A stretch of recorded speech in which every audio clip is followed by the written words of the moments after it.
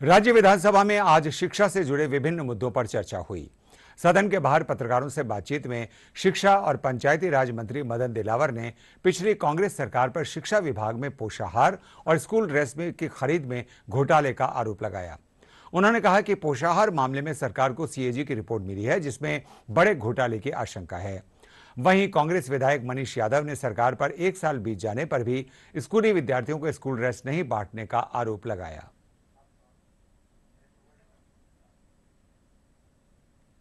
शिक्षा विभाग को सीएजी की रिपोर्ट प्राप्त हुई है। सीएजी की रिपोर्ट में मिड डे मील घोटाले के बारे में बहुत उल्लेख है और उल्लेख ये है कि इन्होंने जो पोषाहार खरीदा या जो खाद्य सामग्री खरीदी उसमें इन्होंने निविदाएं आमंत्रित की थी। उसमें नेफेड भी था जो भारत सरकार का संस्थान है। तो इन्होंने उससे नहीं खरीद करके कॉनफेड से खरीदा। कॉनफेड ने फिर एक संस्था को फिर सबलेट किया, फिर उसने एक सबलेट किया जिसमें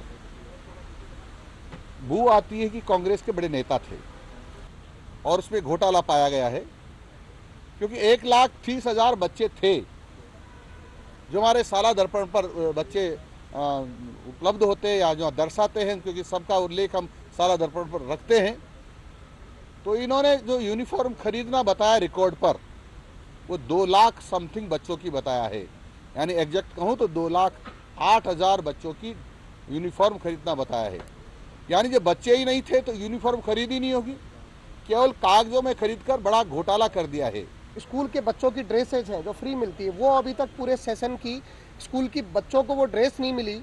आप अंग्रेजी माध्यम के विद्यालयों में टीचर नहीं लगा रहे, उनको समीक्षा के नाम पर बंद करना चाहते हो और तरह तरह के बयान दे करके इस राजस्थान के स्कूल की शिक्षा को ख़त्म करना चाहते हो और यहाँ पर निजीकरण करना चाह रहे हो, सरकारी विद्यालयों को बंद करना चाहते हो। ये इनका पुराना तरीका है कि हाँ, अगर कोई, मैं खुद कह रहा हूँ, अगर आपने समिति बनाई है तो आप निश्चित रूप से कार्रवाई करिए। अगर आपको कहीं पर इस प्रकार की बात लगती है तो आप स्वतंत्र है उसको कार्रवाई करने के लिए, लेकिन अपनी नाकामी छुपाने के लिए विपक्ष पर केवल आरोप लगाना ये कतई ठीक नहीं है।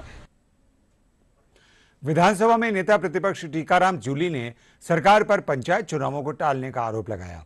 उन्होंने कहा कि संविधान के 73वें और 74वें संशोधन का सरकार उल्लंघन कर रही है। उन्होंने आरोप लगाया कि सरकार की पंचायत चुनाव कराने की मंशा नहीं है।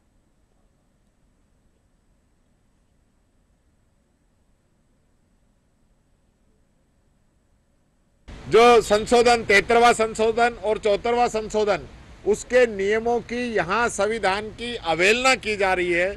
बिना किसी नियम कानून के चुनावों को आगे सरकाया जा रहा है। कोई इनके पास प्लान नहीं है, किसी भी प्रकार की इनकी आने वाले भविष्य की कार्य योजना नहीं है। सिर्फ और सिर्फ ये लोग चुनाव कराने की स्थिति में इसलिए नहीं है क्योंकि प्रदेश के अंदर इनकी हालत खराब है, इसलिए चुनाव कराने से बच रहे हैं। भाजपा विधायक संदीप शर्मा ने पत्रकारों से बातचीत में मंदिर माफी की जमीनों पर भू माफियाओं के कब्जे के मामले पर चर्चा की। उन्होंने कहा कि प्रदेश में अनेक स्थानों पर मंदिर माफी की जमीनों पर भू माफिया अवैध कब्जा कर रहे हैं, जिसे जिला कलेक्टर, एसडीएम और तहसीलदार सहित राजस्व विभाग को देखना चाहिए।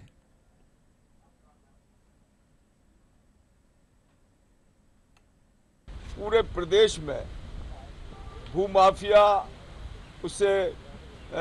उसमें खाता खुलवा लेते हैं, अपने नाम पिटीशन दर्ज करवा लेते हैं और एक और पुजारी बेचारा वंचित रह जाता है जिसे पूजा के लिए वो मंदिर माफी की जमीन मिली थी। इस बात को लेकर आज सदन में बात उठाई है और इस पुजारियों के जमीनों पर कब्जों को लेकर कई प्रकरण भी दर्ज हुए, हत्या के मुकदमे भी दर्ज हुए, जबकि पिटीशन नहीं खुल सकता एक तरफ तो, और जब पिटीशन नहीं खुल सकता तो इसकी जिम्मेदारी कलेक्टर, एसपी, एसडीएम, तहसीलदार की होनी चाहिए और निश्चित रूप से रेवेन्यू विभाग को भी उन्हें प्रोटेक्ट करना चाहिए कि इस प्रकार की घटनाएं ना हो।